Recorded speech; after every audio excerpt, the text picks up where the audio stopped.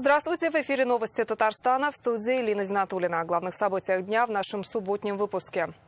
Всю страну потрясла страшная трагедия. В пятницу вечером в подмосковный Крокус-Сити-Холл перед концертом ворвались вооруженные люди. Они открыли огонь из автоматов, потом подожгли здание.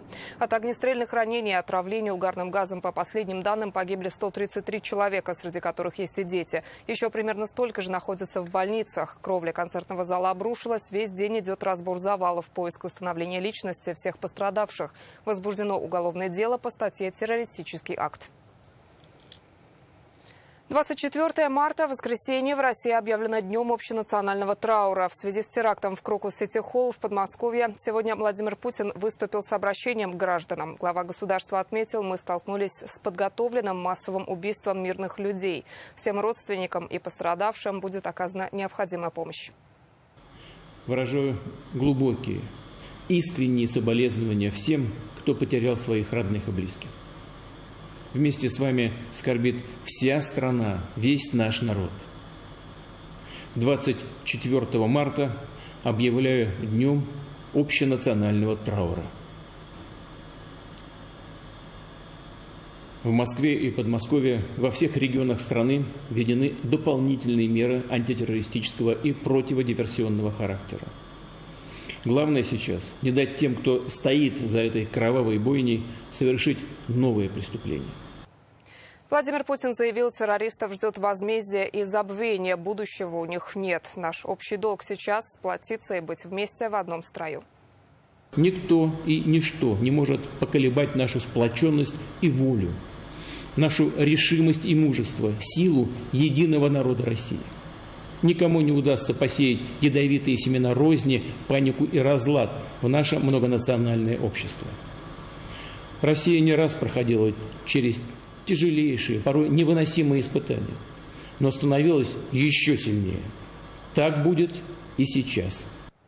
Миллионы людей сегодня скорбят вместе с теми, кто потерял родных и близких в этой трагедии. В сотнях городов страны появились памятные мемориалы. Во всех регионах отменили культурно-развлекательные мероприятия. Ряд вузов перешли сегодня на дистанционное обучение. Перенесены спортивные соревнования. Татарстан не исключение. С самого утра неравнодушные жители несут цветы к мемориалам в центре городов. Трагедия болью в сердце отзывается в каждом из нас, говорят они. Репортаж Рамиль Галиуля.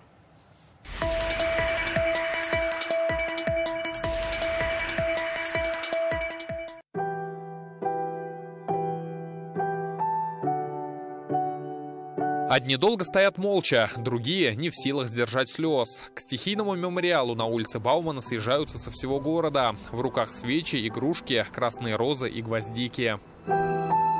Так Казань со всей России скорбит по погибшим в Подмосковье. С самого утра возложить цветы шли десятки людей. Школьники, студенты, представители города и общественники. Все воспринимают трагедию в Крокусе как личное горе.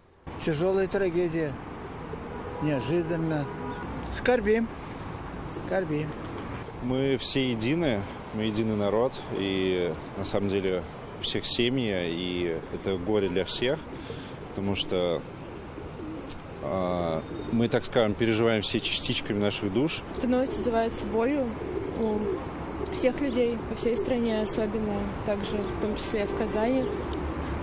Все равно у нас стоит в памяти трагедия 175-й гимназии. Не находится слов, чтобы выразить на самом деле эту боль, которую, я думаю, сейчас чувствуют очень многие, наверное, вся наша страна. Дом дружбы народов Татарстана. Вместе в единой семье все наши национально-культурные объединения скорбят по поводу бесчеловечного, чудовищного преступления, совершенного в такие святые дни Великого Поста. В полдень к мемориалу пришли активисты молодой гвардии. Не существует каких-то оправданий, чтобы оправдать вот это преступление. И сегодня пришли сюда, чтобы почтить память тех, кто погиб, и, наверное, принести свои искренние слова соболезнования семьям, родственникам погибших людей. Теракт в подмосковном Крокусе произошел накануне около 8 вечера. От рук террористов, по данным, к полудню погибли 133 человека. После стрельбы в здании начался пожар. Огонь охватил помещение, крышу и кровлю, которая позднее обрушилась. Сейчас задержаны 4 предполагаемых террориста, участвовавших в нападении, и 7 их пособников. Сильная сторона нашей страны, когда все, что происходит внутри, мы видим объединение наших граждан, которые не могут остаться в стороне. И вот даже такой стихийный мемориал, который появился сегодня в городе Казани, действительно говорит о том, что, несмотря на то, что эта трагедия произошла не так и далеко, но и не так и близко от нас, но тем не менее наши жители Казани и республики в целом приходят, выражают соболезнования родным и близким. Мы сопереживаем, сочувствуем и хотим выразить свой протест против таких событий, против таких актов. В общем, мы сильны. И никто нас не сломит, никто нас не победит, никто нас не сможет запугать. Вчера находилась в таком шоке. Я искренне надеюсь, что все родственники и друзья тех, кто оказался в такой непростой ситуации, они смогут перешагнуть через это. Акция памяти прошла и в других городах республики. Единым порывом с самого утра возложить цветы в память о жертвах страшной трагедии шли в Менделеевске, Зеленодольске, Альметьевске и Челнах. Приходили с друзьями, коллегами, семьями. Мы не можем остаться безучастными, потому что это огромная трагедия для каждой семьи в стране. Решением Раисы Республики во всех районах сегодня отменены массовые мероприятия. От занятий отказались крупнейшие вузы. С минуты молчания началось традиционное субботнее совещание в Доме правительства. Я предлагаю почтить память погибших минутой молчания.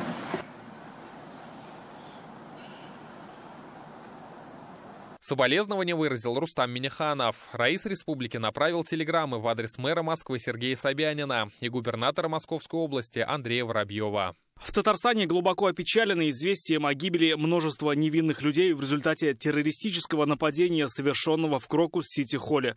Мы все глубоко скорбим о жертвах этого чудовищного и бесчеловечного преступления. От имени депутатов и себя лично обратился и председатель Госсовета Фарид Мухаммедшин. Разделяем с родными и близкими погибших боль невосполнимой утраты. Желаем скорейшего выздоровления всем пострадавшим, стойкости и мужества в это тяжелое время. Многонациональный народ Татарстана скорбит вместе с вами. Стихийные мемориалы появились и в подшефных Татарстану городах – Рубежном и Лисичанске. В Луганске в память о погибших жители столицы ЛНР шли к храму в честь иконы умиления. Цветы возложили и журналисты нашего корпункта.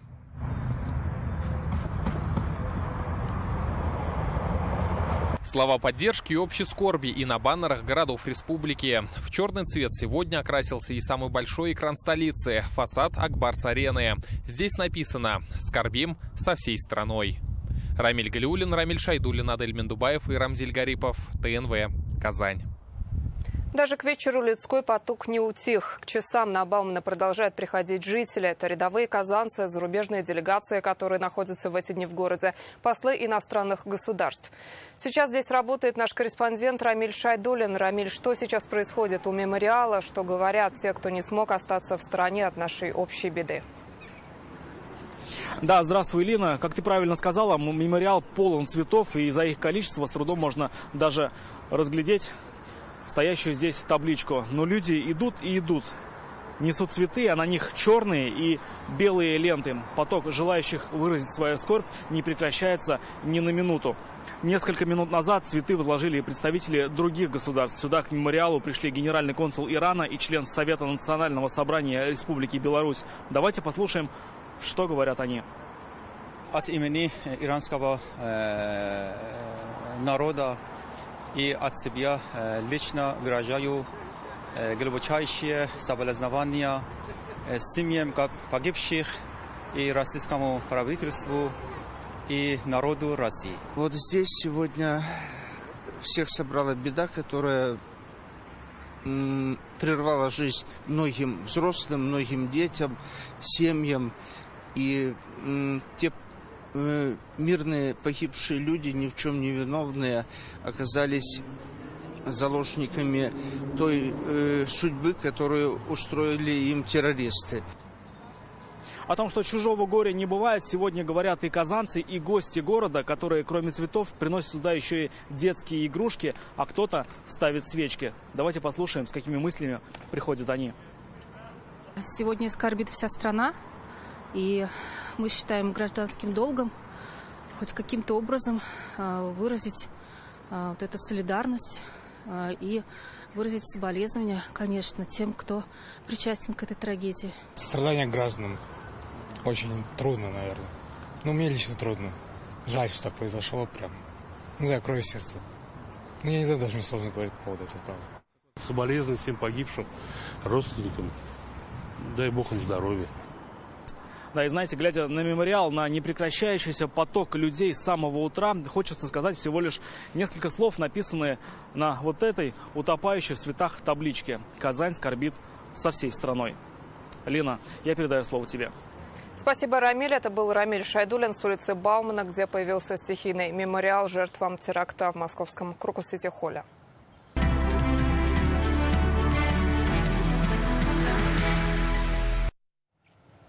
С усиленными мерами безопасности сегодня в Татарстане прошли сельхозярмарки. Для обеспечения порядка на торговых площадках к постоянно работающим ЧОПам и полиции привлекли дополнительных сотрудников Минсельхоза и районных администраций. Напомним, весенние ярмарки возобновили свою работу на прошлой неделе. Для реализации необходимой продукции работают 14 площадок в Казани, еще несколько в Набережных Челнах, Нижнекамске и Зеленодольске. Обо всех тенденциях торговли Дмитрий Аренин. Сегодня посетители ярмарки на улице Баташина в Казани встречали пристальные взгляды сотрудников Минсельхоза. Мужчины в ярких жилетах взяли под контроль входы и периодически обходили территорию торговой площадки. Помогали им сотрудники районной администрации. Традиционно дежурят ЧОП и полиция. С 3 утра делается обход, под четким контролем запускаются сельхозтоваропроизводители. И также наблюдаем, чтобы не было подозрительных лиц, подозрительных пакетов. Проблем нет, инцидентов нет, люди очень довольны, люди скучали по ярмаркам, заждались, закупаются за неделю вперед. Привезли на продажу продукцию картошки сорта Гала. Как говорят фермеры из Буинского района, сейчас большим спросом пользуется все, что нужно для рассады – лук, севок и картофель. Люди тоже берут на посадку, например, они вырастают здесь, глазки, надо пополам порезать и сажаете, и с этого уже много урожая выходит. Свою продукцию на эту площадку привезли аграрии из нескольких районов республики. Всего более 70 павильонов. Большинство – буинцы и дрожжиновцы. Ассортимент богатый. Овощи, молоко, мясо, яйца, выпечка. У рыбака из Спасского района уже к 9 утра прилавок опустел. Всю свежую рыбу раскупили. За день до ярмарки мы поймаем рыбу, потом привозим, вот продаем. Карась, сазан был, лещ немножко, ну и пару там щук. Все свежее у нас, народ нравится, все, приходят, берут. Цены на ярмарке рекомендованы Минсельхозом и ниже рыночных. Так картошка с осени подорожала на 2 рубля и здесь стоит 20 рублей за килограмм. Молоко 50 рублей за литр. Заметнее всего расценки на яйца. Десяток продают за 115 рублей. В некоторых магазинах просят 1,5 сотни. Посетители ярмарки довольны. Овощи, фрукты, мясо, все есть, все. Всегда свежая продукция, все качественно, нам нравится. Каждую неделю ходим. И низкие цены. Огурцы взяли, мясо взяли. Устраивает нас нормально. По итогам первых ярмарок реализовали продукции почти на 70 миллионов рублей. Продано более 100 тонн овощей, почти 90 тонн мяса, 250 тысяч яиц. В крупных городах республики ярмарки будут работать утром по субботам до 28 апреля. Дмитрий Аренин, Рамзиль Гарипов, ТНВ, Казань. Более 90% сельхозтехники готовы к весенне-полевым работам. Запчастей закупили почти на 3 миллиарда рублей. Об этом сегодня на совещании в Доме правительства сообщил глава Минсельхоза Марат Забаров. Остается восстановить еще 202 трактора. Как отметил министр, низкие ночные температуры пока сдерживают резкое таяние снега, толщина которого на полях сегодня местами достигает 70 сантиметров. С учетом погоды он попросил аграриев проявить высокую организованность. 65% озимых ушли в зимовку в хорошем и удовлетворительном состоянии. На текущий момент хозяйством перечислено более 800 миллионов государственной поддержки. До начала посевной кампании планируют довести до получателей более 5 миллиардов рублей. Итоговая приемка техники начнется 1 апреля. С теплой погодой и вот это не пройдешь верхним слоем. У нас есть какие-то планы мероприятий как мы будем действовать? Или мы ждем, пока посмотрим, что... Для нас надо быть готовым, уж техника должна быть готова к выходу. Вот как вот первая возможность будет, сразу подкормку начинаем. В принципе, мы полностью зависим от погоды. Подсевать будем? Пока не знаем, Алексеевич, пока не знаем полную картину. Сейчас ежедневно Россельхозцентр анализ проводит. Пока по пересевам говорить рано. Понятно. Но время, в принципе, есть еще принять решение. Просто нужно здесь совместное решение, чтобы все... Готовность есть, запас семян имеется, удобрения возим. Главное, чтобы техника была готова, чтобы укомплектован. Вот эти вопросы сегодня номер один. Об ухудшении погоды предупреждают синоптики республики. В предстоящие сутки в Татарстане ожидается метель. Из-за осадков на дорогах ухудшится видимость. Возможно образование гололедицы, местами сильный. Ночью и днем поднимется ветер до 18 метров в секунду. Начало следующей недели будет дождливым, но теплым. Днем до плюс 9 градусов. В этом году в Татарстане в программу капремонта вошли почти 800 многоквартирных домов. Объем финансирования 8,5 миллиардов рублей. Об этом сегодня на совещании в Доме правительства сообщило руководство Минстроя. Начаты работы по ремонту и строительству социальных объектов по национальным проектам и республиканским программам. Больше всего обновление затронет образование и здравоохранение. Отдельно сообщили о платежах за ЖКХ. За 2 первых месяца года собираемость составила 96%. Так, за газ в республике должны почти 300 миллионов рублей, за электроэнергию 25, за тепло более 200 миллионов. Долги, если общая картина она положительная, то по некоторым муниципалитетам там с точностью да наоборот, и еще похоже, не вся эта объективная информация выплывает, да, то есть это все равно выплывет не в этом месяце, так в следующем. По всем проблемным вещам проведите балансовые комиссии. В Татарстане продолжается голосование по выбору общественных пространств и дворов для благоустройства. Сейчас в республике 274 объекта, которым нужно обновление – парки, скверы и набережные. Больше всего в Казани, Набережных Челнах, Альметьевске, Нижнекамске. В случае поддержки жителей их отремонтируют в следующем году. Также татарстанцы смогут выбрать и топ-200 дворов, которые благоустроят в приоритетном порядке. Проголосовать смогут все жители республики, достигшие 14 лет. Это можно сделать на сайте городсреда.tatar.ru или на татарстанском портале госуслуг. Голосование идет до 30 апреля. В подшефном городе Татарстана в Лисичанске продолжается ремонт административных зданий и многоэтажных домов, пострадавших во время массированных атак ВСУ. Строительные материалы сюда везут из нашей республики. В этот раз больше грузы с гуманитарной помощью прибыли из Алькеевского района. Репортаж Алины Сулеймановой. Доски, которые привезли сегодня из Алькеевского района республики, уже завтра будут использованы для ремонта кровель в Лисичанске. Верхние этажи многоэтажных жилых домов пострадали во время ракетных обстрелов. На сегодня этот строительный материал наиболее востребованный в городе. Мы видим, сегодня полным ходом идет стройка. Республика очень плотно занимается городом Лисичанско-Рубежное. Очень много работает строителей. Мы знаем, что здесь постоянно руководство республики уделяет большое внимание стройке, восстановлению домов, окон, отопления и всего остального. Город стоит вблизи линии боевого соприкосновения. И чтобы избежать возможных вражеских провокаций, здесь работают четко и слаженно. Вместе с главой Алькеевского района в Лисичанск приехали и добровольцы. Это люди, которые служили в Афганистане, которые служили в Чечне, да и просто работники Алькеевского района с разных организаций. Хотят многие поехать, мы просто выбираем, можем ниже привезти тут сотни ребят. Те, которые достойно могут и, во-первых, выдержать это расстояние дорогу, но и оперативно произвести здесь, разгрузиться и поехать обратно. Помимо строительных материалов, алькеевцы привезли в Лисичанск и продукты питания – тушенку и сгущенку. То, что производится в сельскохозяйственном районе республики. Это не первая и не последняя помощь из Алькеевского района. В Лисичанск оттуда доставлено уже более 100 тонн гуманитарной помощи.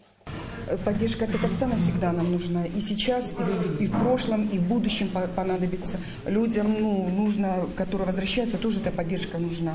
А всего из Татарстана поступило около 5000 тонн гуманитарного груза, в том числе и отделочные и строительные материалы, благодаря чему восстановление объектов социальной инфраструктуры и жилых домов идет безостановочно. Мы восстанавливаем кровлю с дерева, из бруса.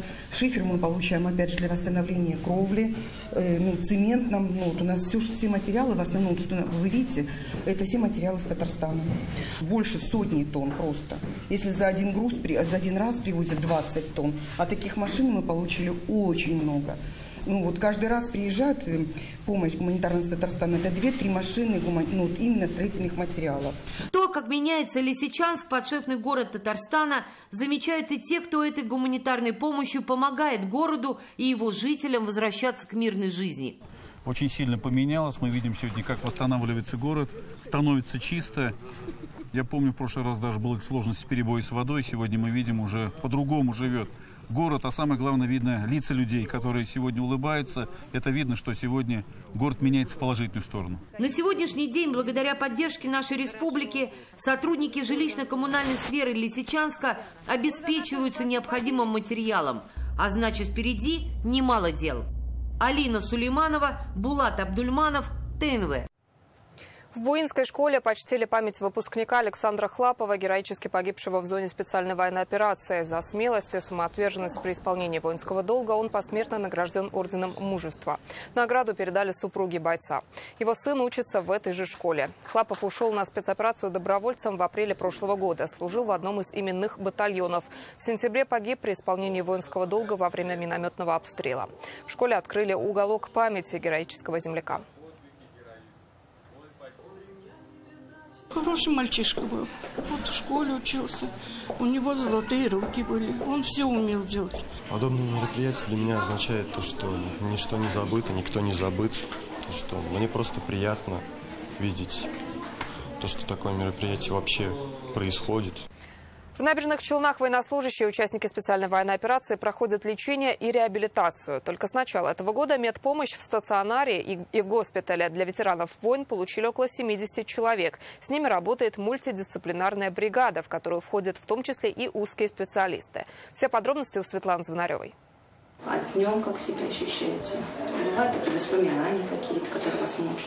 Военнослужащий с позывным «Кузя» получил ранение в зоне СВО в декабре 2022 года. Мужчина вспоминает, ночью их подняли по тревоге, началась перестрелка. Я начал отстреливаться и, сам того не понимая, у меня автомат упал, и я сначала ничего не понял, потом голова закружилась, я упал, и меня спас один парнишка с Тирсея, он с Игрыцкого района, мой земляк, получается. И вытащили меня. Сам инструктор сразу мне вколол обезболивающее, перетянул жгут, наложил повязку. Пуля попала в локоть. В Чите ему провели 6-часовую операцию. Теперь он будет проходить реабилитацию в Набережных Челнах. По словам супруги, такая помощь необходима, чтобы восстановить руку. Я безумно за него переживаю, конечно. Хочется верить в то, что мы все-таки ее восстановим, потому что муж молодой. Все-таки хотелось бы, конечно, чтобы 2 руки у него работало. На данном этапе у нас 3-я группа инвалидности, то есть рука до конца не функционирует.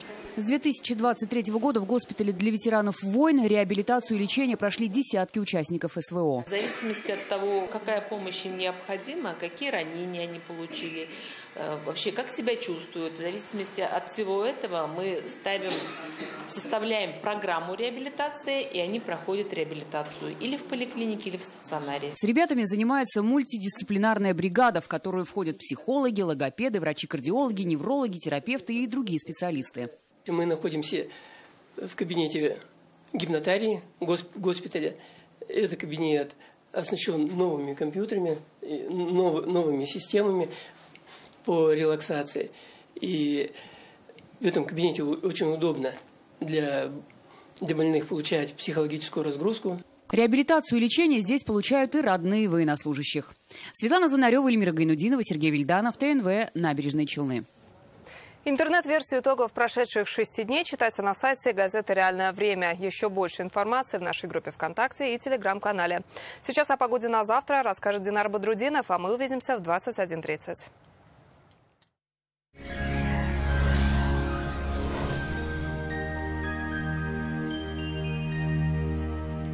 Здравствуйте, Исянмысы, в студии Динар Бодрудинов. В предстоящие сутки через Татарстан пройдет атмосферный фронт со смешанными осадками в виде снега, мокрого снега и дождя. Подробности после полезной информации. Банк Аверс оказывает весь спектр банковских услуг для частных лиц и корпоративных клиентов. Для бизнеса банк предлагает услуги по расчетно-кассовому обслуживанию, кредитованию, банковские гарантии и продукты с возможностью эффективно размещать свободные денежные средства.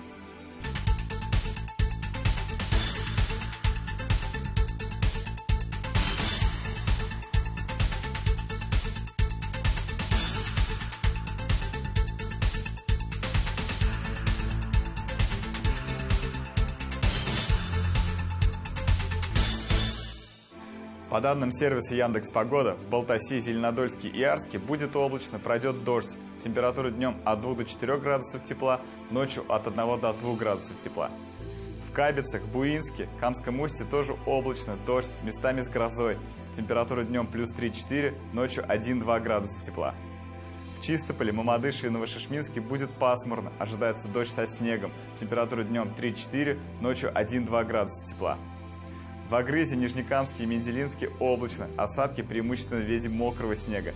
Днем плюс 2-3, ночью 1-2 тепла. В Альметьевске, Азнакаево и Бавлах температура днем плюс 2-4, ночью 1-2 тепла. Здесь тоже облачно, снег с дождем. Пасмурно будет и в туристических городах республики. В Свияжске температура днем плюс 4 градуса, будет облачно, пройдет дождь, ночью 2 градуса тепла. В Болгаре днем плюс 4, ночью плюс 2, здесь облачно и дождливо.